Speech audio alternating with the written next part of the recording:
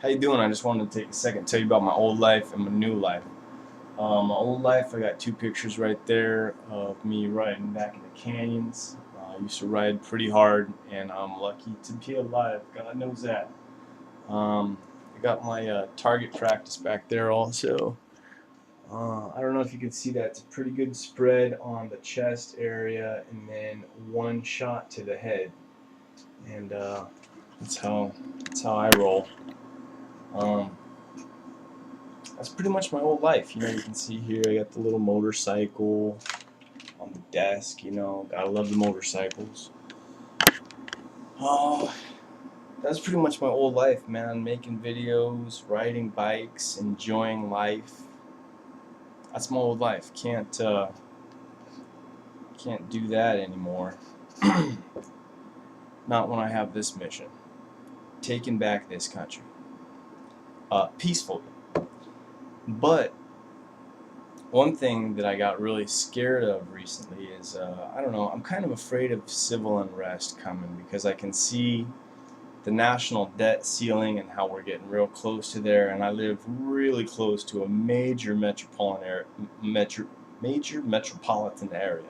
If you were to select the top five, three cities in America, the biggest ones, just outside the radius of one of the biggest damn cities there is.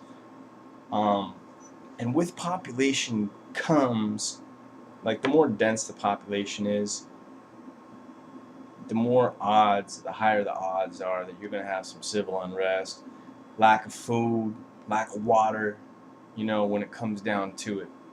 So, never owned a gun in my life. Never owned a gun. Shot a gun a few times. Never owned a gun in my life until 2 months after the inauguration of Obama. Scared the shit out of me, and now I'm truly scared shitless of civil unrest coming within the next year. So, before guns become crazy expensive, I went out and bought everything I need right now. I got 2 rifles, a shotgun, and a handgun. Pistol. Right here, I'd like to show you my pistol real quick. This is the Springfield XD, and this gun is awesome. I didn't even know that the parts are guaranteed for life until after I bought it. I bought one, and my buddy's like, "Oh, that's cool. Did you buy it because it's guaranteed for life?" And I'm like, "Hell no, I didn't even know that."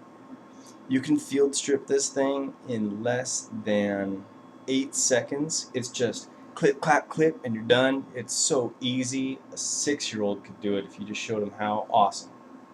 First thing I want to show you real quick here is the trigger. I don't know if you can see that. Well, first of all, hold on. Let me properly handle this. Okay. So first we're going to eject the magazine. Oh, it's got some bullets in there. So that's one thing you want to watch out for. First time you pick up a gun, you always want to check it out. Alright, so pull the mag out. Now I'm going to cock the slide back. Make sure nothing's in there. The hammer's back. I don't like that, so I'm going to let it go. Okay. So now the hammer's out. Totally unloaded weapon. Just pulled the trigger. Now, this gun is not dangerous until I put that magazine back in. You can do whatever you want with it. There's no bullets in it. I want to show you this. The trigger right here. Let me put this out in the light. There's kind of 2 triggers. You see them? And this little one right here is a secondary trigger. It's a safety. There is no normal, regular safety. Like when you hear about a safety, you see one of these pins. You push it in on one side. It's got a little red mark on it, meaning bad. It can fire. You can shoot it. And then you push it back, and it's got a little black mark on the other side, meaning you can't even pull the trigger. This gun doesn't have it, but it's better than that. First of all, those little safety buttons, they're a little annoying. But what this gun needs to fire is you need to push this trigger and pull the real trigger. And there's something in the back here too. I'll try and show it to you. If I turn the gun, see this trigger that I'm pressing on the back? That also needs to be depressed. So for this gun to fire, you need to push on this.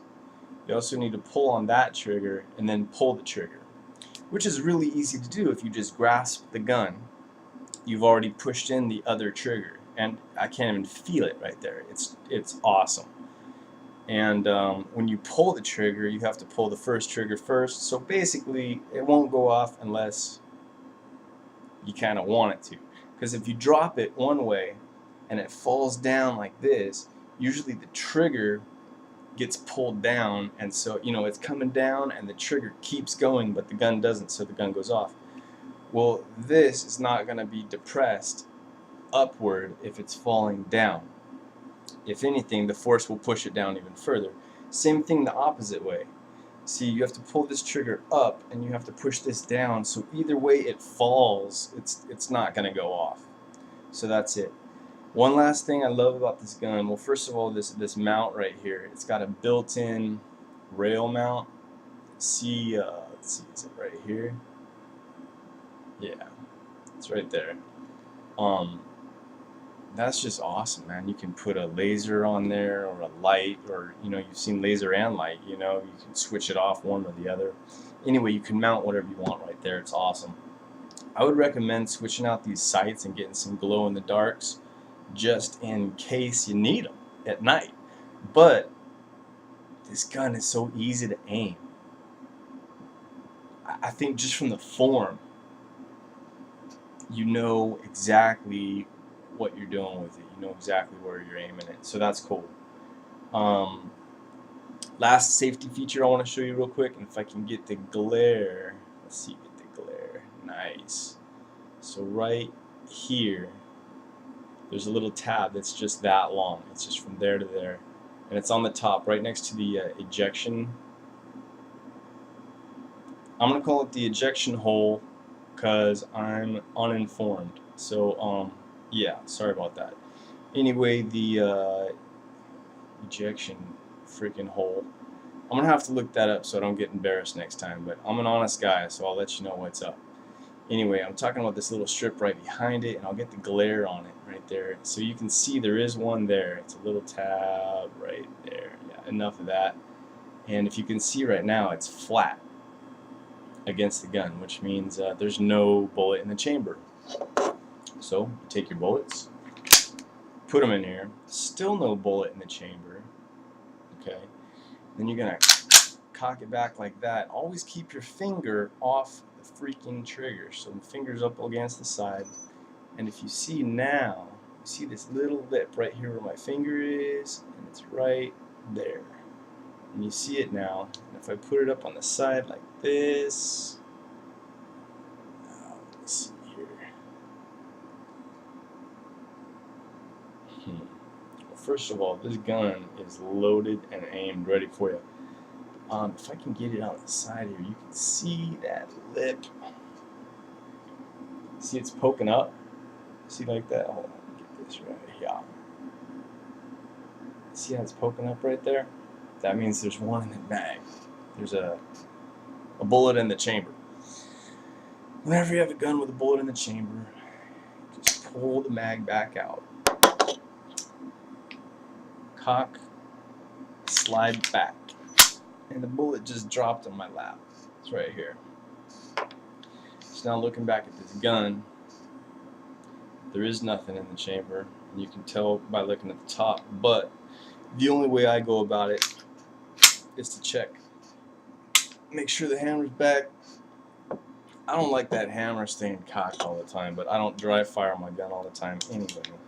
So I'll load the bullet back in, put it back in, and now to fire this gun, you'd have to pull the slide back and then start shooting.